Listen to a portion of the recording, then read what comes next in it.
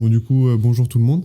Bonjour Hugo. Bonjour Hugo. Merci Erwan et merci Guillaume d'être présent aujourd'hui pour ce magnifique podcast qui comportera sur les nouvelles formes et outils du digital. Donc, je vais vous demander de vous présenter, chacun votre tour. Alors, je vais commencer du coup. Moi, je m'appelle Erwan, je suis graphiste au sein de l'entreprise Slacksoa Consulting et je m'occupe de tout ce qui est communication et un peu du web du coup. Et à toi, Guillaume. Du coup, moi, je m'appelle Guillaume, je suis développeur web spécialisé dans le front et dans le design. Super. Bon, moi, vous me connaissez un petit peu via les réseaux sociaux et autres, donc j'ai pas forcément besoin de me présenter. On va commencer directement par une première question. Donc, sur le sujet des nouvelles formes et outils du digital. Pour vous, c'est quoi les nouvelles formes du digital par quoi elles s'apparentent et comment on peut les utiliser Qu'est-ce que tu entends par nouvelle forme du digital en fait que ça soit les nouveaux outils. Ouais, voilà, parce que tu as des nouveaux outils, tu as des tablettes graphiques par exemple pour les graphistes, tu as des choses comme ça, tu as des logiciels. Donc, avec le temps, tu as eu des Premiere Pro et tout qui ont aidé beaucoup pour la vidéo, Lightroom, la suite Adobe aussi. Après, tu as eu la 3D maintenant, qui existe aussi, qui peut aider dans tout ce qui est visuel et tout, parce que la 3D commence à être de plus en plus ancrée dans notre génération, entre guillemets. Après, je sais pas. Les si IA, du coup, qui peuvent être considérés comme des logiciels aussi, mais c'est peut-être le futur du design, quoi. Peut-être qu'on n'utilisera que ça comme outil. J'espère. Alors, c'est marrant qu'on en parle parce qu'on va en revenir un petit peu plus tard. Là, on va se concentrer d'abord sur la place de l'art dans la technologie. Donc, un des articles que vous avez pu voir sur nos réseaux sociaux, mais aussi que vous avez pu consulter. Pour vous, est-ce que l'art et la technologie, c'est déjà compatible ?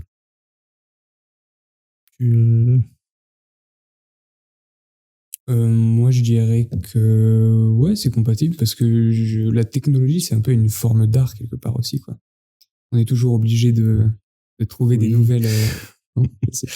Non, en vrai, tu peux allier les deux. La technologie peut t'aider à créer soit un nouveau style d'art, même si l'art est très varié, du coup, parce que tu as aussi des représentations, tu as des choses comme ça. Tu as la peinture, tu as le cinéma qu'on appelle le 7e art, si je ne me trompe pas. Ouais. Donc, en vrai, la technologie peut aider dans l'art. Mais la technologie en elle-même n'est pas de l'art pour moi. Et chacun son avis. Ok. Bah, ouais, et puis, qu'est-ce que vous avez comme titre d'exemple, par exemple, de ce qui pourrait s'apparenter comme artistique via la technologie? Parce que j'en ai quelques-uns à vous citer. Mais vous, déjà, qu'est-ce que vous avez en tête? Artistique, c'est-à-dire qu'est-ce que tu comprends dans le côté artistique? Une œuvre qui peut être apparentée à... Ah, une œuvre. Alors, si on parle de tout type d'art, tu as par exemple la musique, la technologie, les beatmakers, par exemple. Ça aide de plus en plus. Maintenant, ça permet d'avoir plusieurs instruments sur un seul et même ordi, même si c'est bien plus complexe que ça. Après, t'as plein de choses. T'as les créations de pochettes d'albums sur les artistes ou des choses comme ça, où c'est maintenant de la photo mélangée aussi du photomontage. Donc, t'as ça. Après, t'as tous les clips vidéo aussi qui vont avec. Donc, je sais pas si t'as d'autres idées, par exemple, Guillaume. Non, pas spécialement à ce niveau-là, mais c'est plus, par exemple, les pochettes d'albums. Tu vois, il y a des IA qui sont spécialisées dans la création de pochettes d'albums. Donc, je disais plus de ce point de vue-là. Après, moi, je trouve personnellement que certaines formes de technologie peuvent être considérées comme de l'art parce qu'elles sont tellement incroyables à notre époque, en tout cas. Après, dans 250 ans, ce sera vu comme un mec qui joue avec un silex et voilà, mais... Silex, peut-être pas non plus, mais bon. On sait pas. Dans 200 ans, c'est fou. Oui, c'est bon. C'est là. Parce que j'avais comme exemple les NFT, qui sont des œuvres d'art à part entière, et qui, surtout dans le domaine des NFT, sont vraiment des œuvres d'art vraiment uniques, parce qu'elles permettent non seulement d'être uniques par leur code, mais aussi être uniques par leur création et par leurs créateurs. Il y a aussi les IA, comme tu l'as dit, Guillaume, comme DALL-E, Midjourney ou autres. Mais aussi, qu'est-ce qu'on peut retrouver comme artistique dans la technologie et comment la technologie aide l'art? Il y a quelque chose de très simple, c'est les guides sur les smartphones pour les musées. Quand on se balade dans un musée, totalement, qui permettent de décrire un peu une œuvre sans qu'on ait besoin de demander à l'artiste qui l'a fait pourquoi il y a tel élément dans le tableau ou autre. Et puis il y a aussi le Cultural Institute que Google a mis en place, qui est une galerie d'art digitale qu'on peut retrouver gratuitement sur Google. C'est génial. Donc, c'était d'autres petits exemples, mais c'était déjà très bien ce que vous avez énoncé. Là, on va continuer un petit peu sur l'IA et comment les générateurs d'IA fonctionnent. Alors déjà, est-ce que vous êtes un peu familier avec ce genre de technologie ou pas du tout? Ouais. Oui, un peu. Oui. Bah, DALL-E, du coup, je connais, j'ai un peu utilisé, même si un peu le plus simple et le plus facile d'accès. Après, t'as Midjourney, du coup, dans les non connus, et honnêtement, c'est 2 principaux que je connais. Après, je sais pas, vous, enfin, du coup, Guillaume et toi aussi. Ça, du coup, dans l'art, moi, c'est ce que j'ai utilisé. Après, j'en utilise beaucoup aussi pour la technologie ou des trucs comme ça. Par exemple, le ChatGPT ou des trucs comme ça.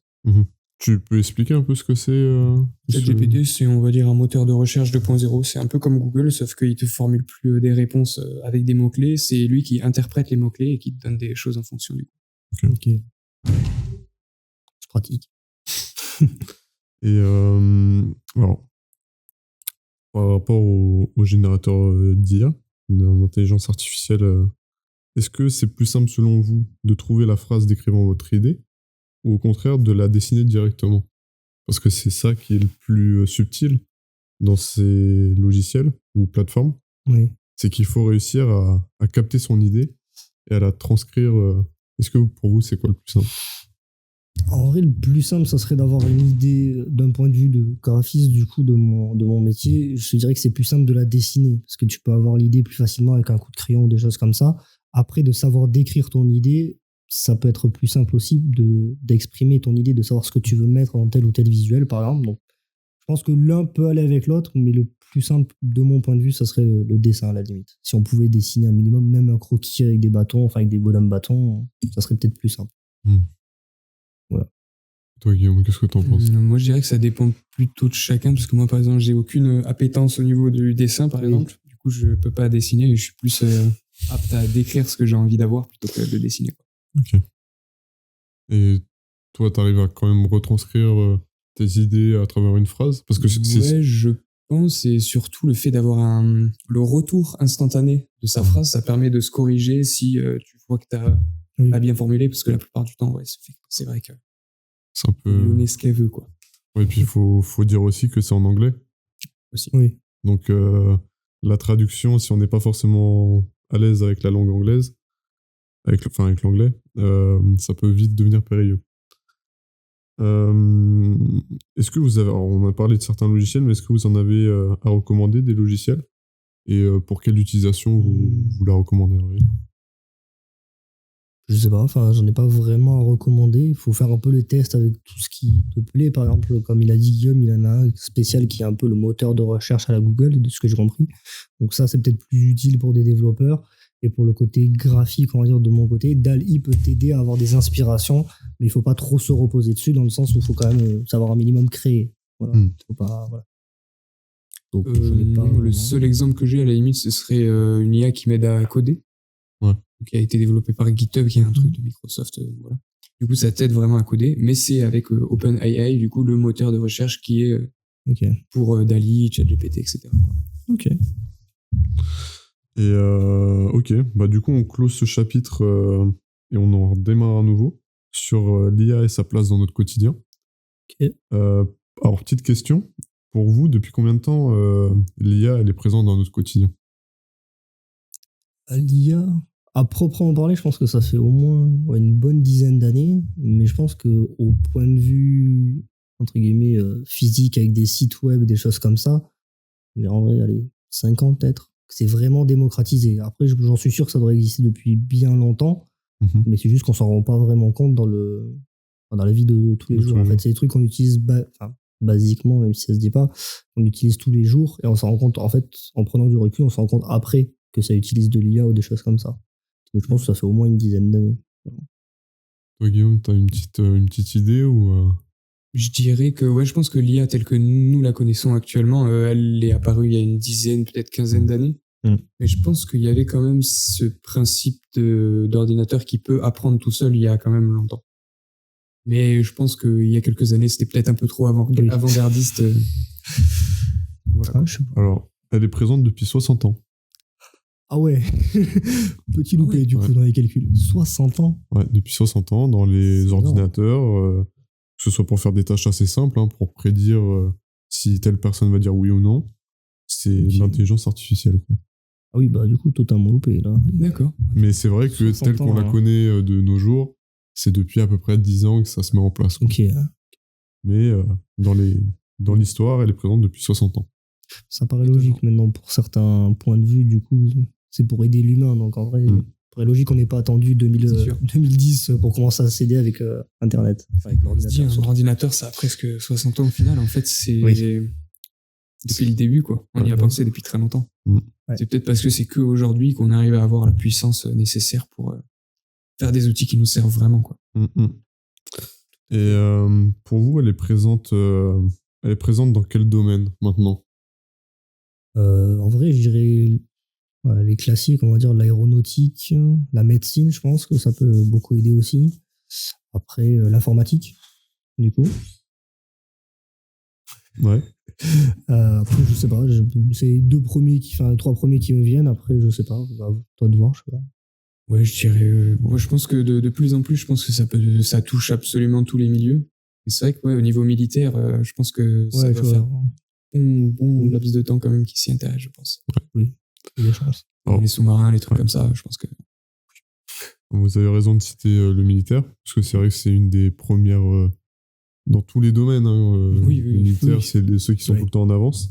Tout à fait. Mais pour le domaine public, on pourrait citer les réseaux sociaux, comme sur Instagram, qui découvrent chaque trait de notre personnalité et du coup nous les référence certaines publications ou autres, certaines publicités sur notre feed d'actualité. J'ai jamais vu comme ça. Dans le travail aussi, avec le recrutement.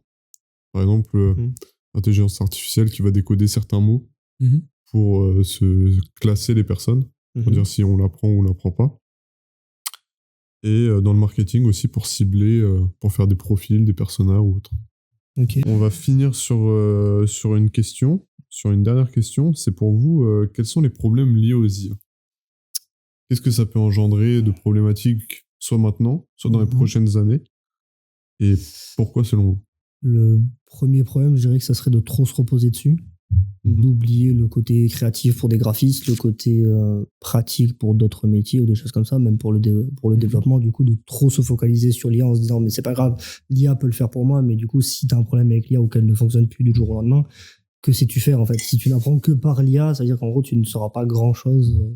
Tu sauras peut-être décoder un peu ce qu'il te dira, mais tu te reposeras trop dessus. Donc, je pense que c'est le côté... je sais pas comment expliquer ça, mais oui, en gros, trop se reposer sur l'IA en se disant c'est une aide, mais voilà. L'avoir, en fait, faut avoir les deux facettes. Faut savoir comprendre et l'utiliser, l'IA, mais pas trop l'utiliser à l'excès, en fait. De dire j'utilise que l'IA et comme ça, moi, je suis tranquille, c'est sûr, c'est validé, mais voilà. Pour moi, ça serait le premier problème. Après, j'en ai pas vraiment plus. Parce que, donc, le côté un peu fainéant de la chose. Ouais, voilà, en fait. Okay. Côté, oui, où en fait, tu te laisses un peu faire, tu vois. Tu fais c'est pas grave, j'ai une idée, tiens, par exemple, je sais pas, d'une affiche ou un truc comme ça. Tu vas sur Dali, tu mets ta phrase, du coup, tu expliques mieux ta phrase et tu prends parmi les 4 ou 5, je sais plus qu'il y a de possibilités. Tu fais, je préfère celle-ci, tu télécharges, hop, c'est fini. Alors qu'à côté, tu as un graphiste qui va s'intéresser un peu plus à ton métier, qui va te demander pourquoi vous vous appelez comme ça, pourquoi vous faites ça, l'utilité de ça et tout. Alors voilà. Après, il y a le côté, on peut dire ça comme ça, feignant un peu. Et praticité et rapidité surtout, parce qu'on veut de plus en plus de la rapidité au détriment de certaines qualités que pour avoir un travail fait main ou tout du moins avec l'humain, avec le rapport humain. Voilà, toi. Moi aussi, je suis d'accord. Et moi, j'adore les IA, je suis fasciné par les IA, mais ça me fait très peur aussi, notamment sur l'aspect d'être remplacé par un IA. Oui. Si on se rend compte qu'en fait, comme dans les films un peu dystopiques où il y a un super calculateur qui contrôle tout. Bon, on est un petit peu loin, je pense, de ça. On est loin, on est qu'aux prémices, mais il faut faire attention à ça, quoi. Moi, j'ai un peu peur de ça, mais après, c'est surtout au niveau de l'emploi, je pense que ça va créer quelques soucis dans les années futures. Ouais. Oui. Après, non, ça créera des soucis, mais ça peut en créer des nouveaux, du coup, mais des adaptés. Ouais, c'est sûr. Donc, faut voir le pour et le contre, je pense. Quand un emploi disparaît, il y en a d'autres qui apparaissent avec, c'est vrai. Ça peut être pas mal. C'est tout dépend dans la reconversion, comment ça se passera. C'est ça. Il faut bien amener la reconversion, sinon ça risque d'être compliqué, je pense. Ouais. Eh ben, merci messieurs. Et merci à toi. Merci à toi. C'était un plaisir partagé. On se retrouve le mois prochain pour parler d'un autre sujet sur un autre article. Et d'ici là, tenez-vous bien. Oui, tenez-vous bien.